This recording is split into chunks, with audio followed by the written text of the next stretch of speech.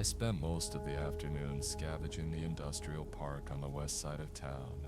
It's a ghost realm over there.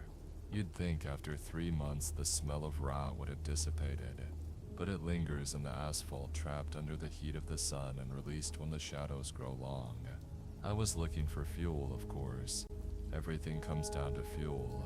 I found a couple of abandoned delivery trucks behind the warehouse district, but the tanks had already been punctured. People are getting desperate, or maybe they're just getting careless. I spent 2 hours lying on the cold concrete with a hand pump and a plastic hose, trying to coax the last few gallons of dregs out of a rusted tanker. Every time the hose gurgled, I had to freeze, holding my breath, listening for the sound of movement inside the darkened loading docks. You know that sound. It's not the sound of an animal, and it's not the sound of a human. It's a dry, clicking sound like nails on a chalkboard. They don't breathe like we do, but they wait. They're very good at waiting. This is Dr. Freeman. If you can hear this, you're still among the living. Or at least the breathing. It's 3 o'clock in the morning on day 92 of what I've started calling the Great Silence. Though I suppose it's only silent if you aren't listening closely enough.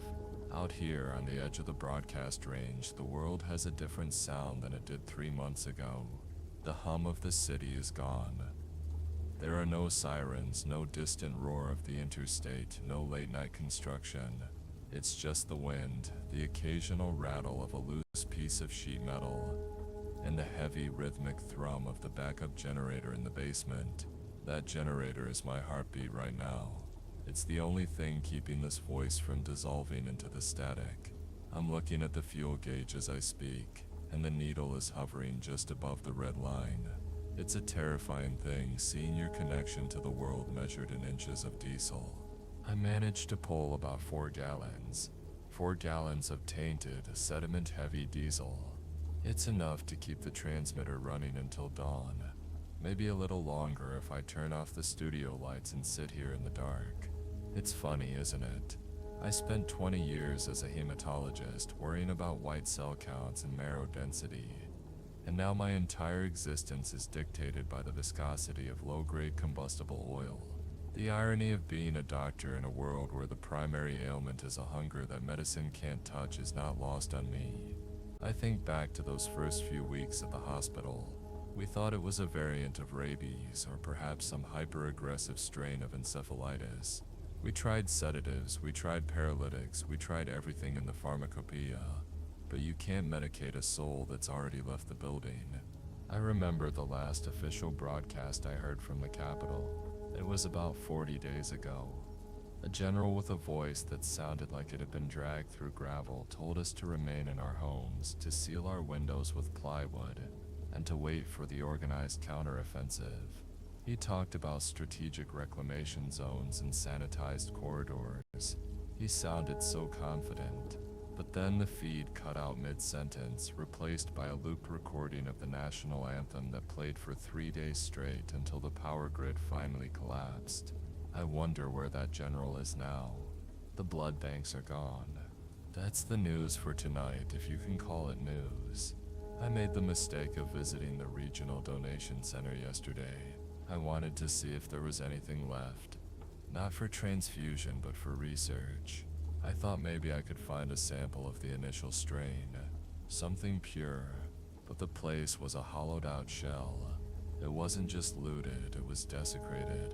The heavy reinforced doors of the cold storage units had been torn off their hinges. They didn't even use tools. They used brute, unnatural strength. The floor was sticky with the dried remains of thousands of units of O-negative and A-positive. It was a massacre of resources. They didn't just drink, they destroyed. It's a tactical move, I suspect. They're smarter than the movies let on. They know that if they bleed us dry, literally and figuratively, we lose the will to fight back. We become nothing more than walking larders waiting for the sun to go down. The decay is slow, but it's absolute. It's in the way the grass is reclaiming the sidewalks. It's in the way the pets we left behind have turned into packs of starving predators. But mostly it's in the way we talk to ourselves. I find myself having long conversations with the empty chair across from me. I the generator a name. I call her Old Bessie, and I apologize to her every time I pour that filthy siphoned fuel into her tank. It's a sign of the mind fraying at the edges. When you haven't seen a human face in 6 weeks, a face that wasn't snarling or pale as a sheet, you start to lose the shape of your own identity. I look in the mirror and I don't see Dr. Freeman. I see a scavenger with sunken eyes and a gray beard who happens to know how to operate a radio console. The reports I'm getting through the shortwave when I can pick them up are bleak. There's talk of the hollow cities out east. Apparently they've given up on New York and Philly entirely. They say the skyscrapers are like giant hives now. During the day they're silent, but at night the glass windows reflect nothing but the movement of thousands of them. Can you imagine? A whole city of 8 million people and not a single heartbeat among them. Just the collective hunger of a dead population. They say the air there smells like copper and old dust. I believe it. I can smell it here sometimes when the wind blows from the east. It's a metallic tang that sticks to the back of your throat. For those of you still listening, for those of you huddling around a battery-powered transistor under a pile of blankets, I have to tell you the truth. The blood is running out, not just in the banks, but in us. We're losing our vitality. Every day we spend hiding is a day we get weaker. And they don't get weaker. They don't need the sun.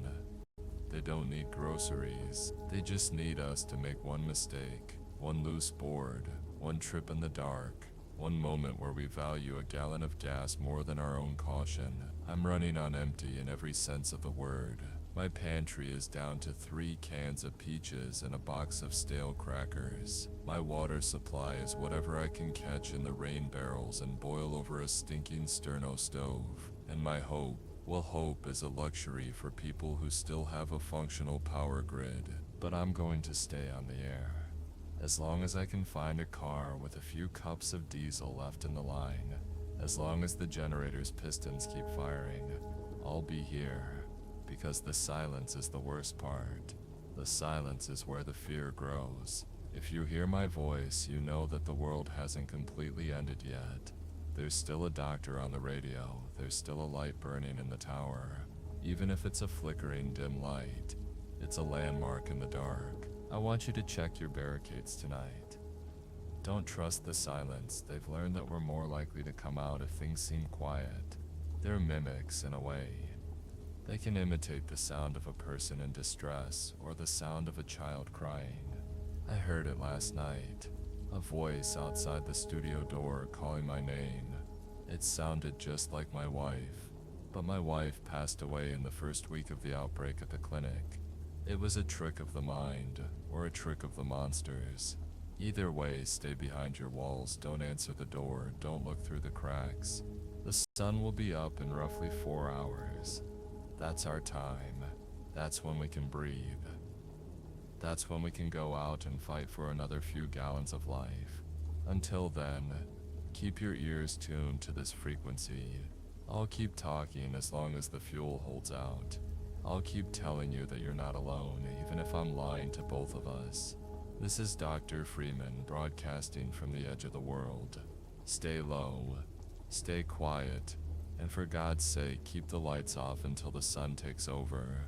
I'm going to conserve the power for a moment now. I'll be back at the top of the hour if the generator allows. Running on empty, but still running. Just keep running.